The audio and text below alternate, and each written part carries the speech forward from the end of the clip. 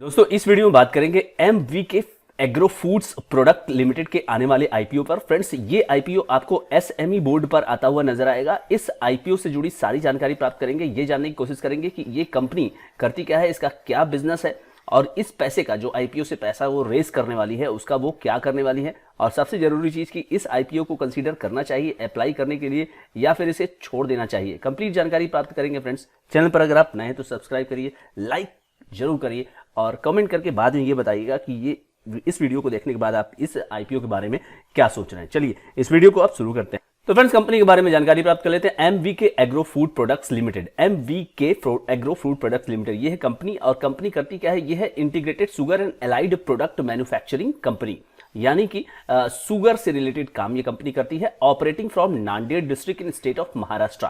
तो ये एक शुगर मिल है, ये एक स्पेसिफिकली अगर आप कहें कि ये क्या है तो ये आप कह सकते हैं कि शुगर मिल है और सिंगल लोकेशन में ये काम कर रही है। हैविंग लाइसेंस जो है इनके पास है, crushing capacity of 2500 TCD. In addition to sugar production company जो है और इसके जो बाई प्रोडक्ट्स होते हैं जैसे कि सभी शुगर मिल कंपनियां करती हैं, वेस्ट प्रोडक्ट्स जो कि मोलासेस होते हैं, बैगेज होते हैं और प्रिज्मेड होते हैं, इसको भी सेल करती है। जब शुगर बनता है तो ये सारी चीजें निकलती है, इसको भी सेल किया जाता है। Company is also engaged in generation of power for captive consumption. Company जो है बिजली उत्पादन में भी काम कर रही है। It's business can hence be broken into two segment. दो प्रकार के सेगमेंट में आप बांटिए इसके बिजनेस को। पहला है शुगर और दूसरा है बाई प्रोडक्ट और वेस्ट प्रोडक्ट। कंपनी ज्यादा पुरानी नहीं है, 2020 में इसने जो है अपना मैन्युफैक्चरिंग शुगर का शुरू किया था। In the year 2020 the company implemented backward integration and begin commercial operation of by products. Backward integration मतलब कि जो रॉ मटेरियल है उसके पहले की जो चीजें हैं यानी बाय प्रोडक्ट का ऑपरेशन इसने किया और वेस्ट प्रोडक्ट शुगर का किया और साथ ही साथ को जनरेशन कैपेबिलिटी भी कंपनी ने डेवलप की। अब कंपनी का कहना है कि कंपनी फर्दर जो है डाइवर्सिफाई करेगी अपने प्रोडक्ट पोर्टफोलियो को bye setting of green field unit for manufacturing ethanol and bio CNG. जैसा कि आप सभी लोग जानते हैं कि पेट्रोल में एथेनॉल जो है मिलाया जाता है तो कंपनी उसकी मैन्युफैक्चरिंग और बायो सीएनजी और फर्टिलाइजर भी बनाएगी। एथेनॉल जो है एक प्रोड्यूस किया जाता है for fermentation and distillization of molasses and can be further purified into fuel ethanol by removing the water content. इस तरह से कंपनी इसमें जाने की सोच रही है। इसमें इसका एक डाइवर्सिफिकेशन प्लान है।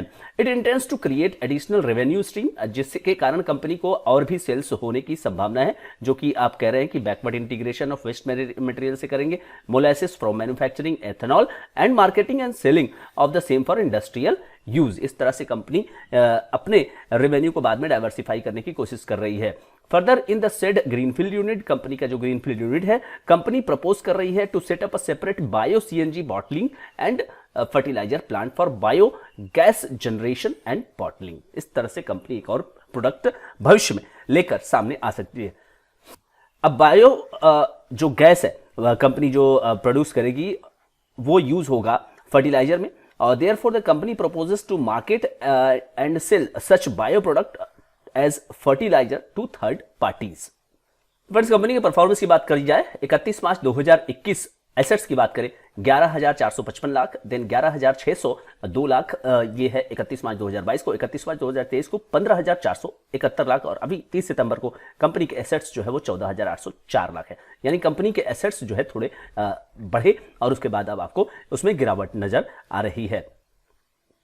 रेवेन्यू की बात करें तो रेवेन्यू 2,583 लाख 2021 में, 2022 में 13,263 लाख और 2023 में 9,393 लाख। और उसके बाद अभी 6 महीने की बात की जाए 30 सितंबर 2023 को तो 6,044 लाख। तो इसको अगर आप डबल करेंगे तो 12,000 लाख आपको यानी कि 120 करोड़ रुपए यहाँ पे आपको रेवेन्यू इस साल का एनुअलाइज करेंगे तो 23-24 का आने की संभावना हो सकती है। तो आप रेवेन्यू में देख सकते हैं कि मतलब फ्लक्चुएशन इतना ज्यादा है कि आप प्रिडिक्ट नहीं कर सकते कि कंपनी कितना सेल करेगी। यानी यहाँ पे 25 करोड़, यहाँ पे 132 करोड़, फिर उसके बाद 93 करोड़, उसके बाद अभी 120 करोड़ होने की संभावना है।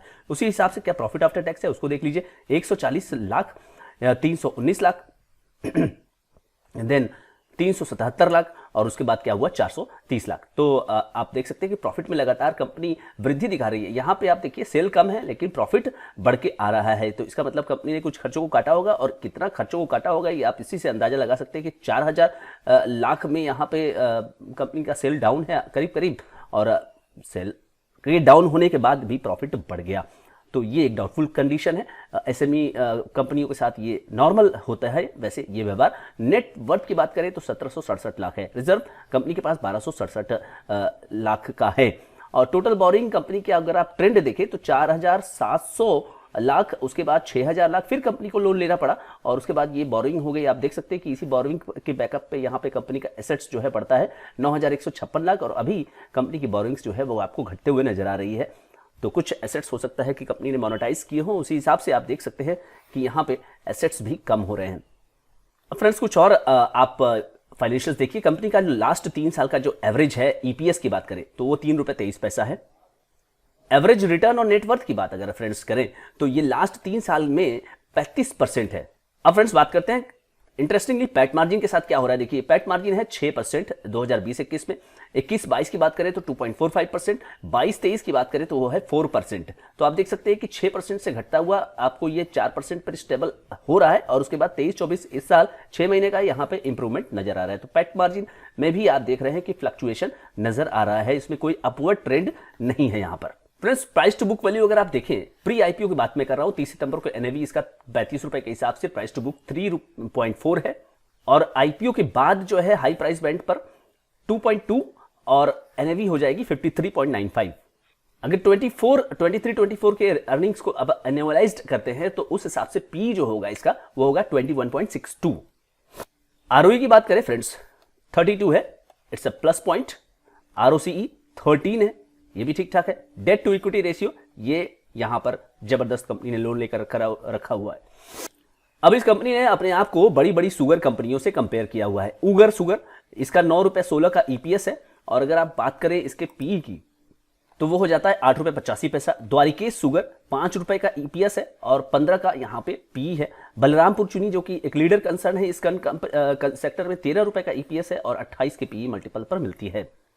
अब एक और कंपनी को कॉम्पिटिटर बनाया गया है धामपुर, 23 का ईपीएस है और कंपनी जो है आपको मिल रही है 10 रुपए के पी मल्टीपल पर। अभी इन्होंने 22 का पी मल्टीपल प्रपोज किया है जो कि काफी महंगा है इस कंपैरिजन में। अगर देखा जाए तो केवल 3 रुपए के आसपास का ईपीएस है और 22 रुपए का यहाँ पे वैल्यूएशन कंपनी ने दिया हुआ है।